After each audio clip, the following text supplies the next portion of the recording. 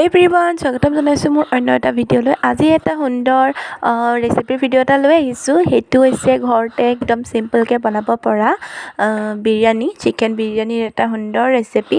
আজি প্ৰথম মই বনাম, ট্ৰাই কৰিছোঁ বনাবলৈ, নিজৰ ভাগে বনাইছোঁ। তো ভাবিলোঁ আপোনালোকৰ লগত শ্বেয়াৰ কৰি দিওঁ মোৰ ষ্টাইলৰ চিকেন বিৰিয়ানী ৰেচিপিটো। গতিকে ভিডিঅ'টো শেষলৈকে চাই যাব। ফাইনেল লাষ্টৰ লুকটোৰ এটা মই এয়া ফটো আপোনালোকলৈ প্ৰথমতে আগবঢ়াইছোঁ। তেন্তে এতিয়া ব'লক বনাবলৈ আৰম্ভ কৰোঁ। আৰু মই বিৰিয়ানীটো আজি বনাম ঘৰৰ জহা চাউলৰ, মানে মই বাচমতি চাউল ইউজ কৰা নাই, ঘৰৰে জহা চাউলে ইউজ কৰি বনাম।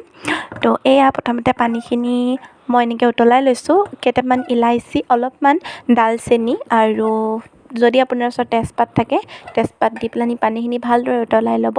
আৰু চাউলখিনি এয়া ভালদৰে ধুই ল'লোঁ। এতিয়া পানীখিনি যেতিয়া বকবককৈ উতলিব ইয়াতে গোটেই চাউলখিনি দি দিম আৰু 90% কুক হোৱাকৈ চাউলখিনি আমি বইল কৰি ল'ম। আৰু অলপমান এনেকৈ তেল দি দিছোঁ লাগে যাতে চাউলবিলাক চিপকি নাযায়, এটা এটা হৈ থাকে। পাৰিলে ঘিউ দিব, কিন্তু মই ঘিউ পাছত ব্যৱহাৰ কৰিম।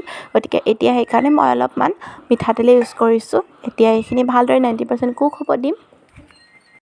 ইপিনে মই মাংসখিনিও যিখিনি নৰ্মেল মছলা ব্যৱহাৰ কৰে সেইখিনি দি এয়া মেৰিনেট কৰি থৈছোঁ। আৰু ইপিনে এয়া 90% কুক হোৱাৰ পাছত মই চাউলখিনি এনেদৰে উলিয়াই ল'লোঁ দুখন থালত ঠাণ্ডা হ'বৰ কাৰণে, যাতে আকৌ পূৰা সিজি নাযায়। এনেকৈ উলিয়াই থৈ যিখিনি পানী সেইখিনি থৈ দিছোঁ, সেইখিনি পাছত দৰকাৰ হ'ব। আৰু পিঁয়াজ এনেকৈ কাটি ল'লোঁ।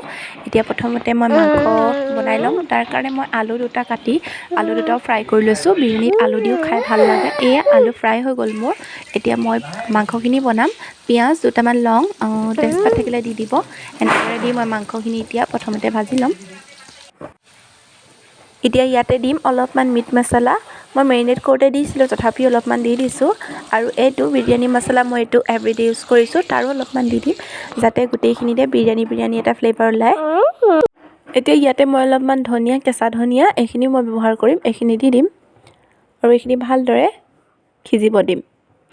একদম মানে গ্ৰেভি টাইপ কৰি নেপেলাওঁ, অলপমান পানী দি দিম। যিখিনি চাউলৰ পানী মই টুকি ৰাখিছিলোঁ সেই তাৰ অলপ দি দিম, যাতে ইয়াত ইলাইচি এনেকৈ ডালচেনিৰ যিটো ফ্লেভাৰ সেইটো ওলায়। তো এইখিনি ভালদৰে এতিয়া মই একদম গ্ৰেভি কৰি নেপেলাওঁ, অলপমান মানে ডাঠ কৰিম। আৰু ইয়াতে আলু কিপিছো ইয়াতে দি দিলোঁ। এতিয়া এইখিনি ভালদৰে মই বনাই ল'ম। এইখিনি মোৰ হৈ গ'ল। মই এতিয়া এইখিনি নমাই দিম গেছটো অফ কৰি, আৰু দম লগাবলৈ কুকাৰটো ৰেডি কৰি লওঁ। কুকাৰতে দম লগাম। আৰু মই অথনি পিঁয়াজখিনি ফ্ৰাই কৰিবলৈ ওপৰত লেয়াৰৰ কাৰণে পিঁয়াজখিনি ফ্ৰাই কৰিবলৈ থাকি গৈছিল, সেইখিনি মই ফ্ৰাই কৰি ল'ম। এইখিনি লাষ্টত একেবাৰে প্ৰেছাৰ কুকাৰৰ একেবাৰে লাষ্টৰ লেয়াৰটোত অলপমান চিকেন দিম। আৰু এইখিনি ভালদৰে ৰঙা কৰি ওপৰত লেয়াৰটোৰ কাৰণে মই এইখিনি ফ্ৰাই কৰি ল'ম। প্ৰথমতে কৰি ল'ব লাগিছিলে, কিন্তু মোৰ থাকি গ'ল। তো এইখিনি এতিয়া ফ্ৰাই কৰি ল'লোঁ। আৰু লাষ্টত একেবাৰে লাষ্টৰ লেয়াৰত অলপমান চিকেন দি তাৰ ওপৰত এই যে থৈছিলোঁ চাউলখিনি, মানে সেইখিনি দি দিম। আৰু তো এইখিনি ভালদৰে দি দিম এনেকৈ মিলাই। আৰু বেকগ্ৰাউণ্ডৰ মাত শুনি গম পাইছে চাগে অলপমান হুলস্থুল, কাৰণ মানে আমাৰ টিকলাটো তাৰ মানে উৎপাত কৰি আছে পূৰা।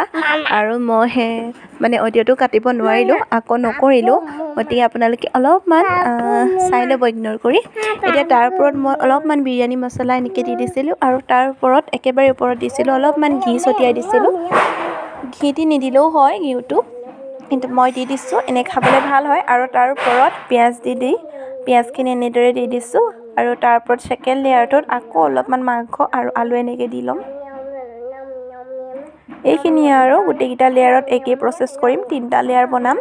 আৰু তাৰ পাছত আৰু 45 মিনিটৰ কাৰণে দম লগাব দিম। গেছটো একেবাৰে চিমত থৈ চাই থাকক, বিশেষ একো কৈ নাথাকোঁ মই।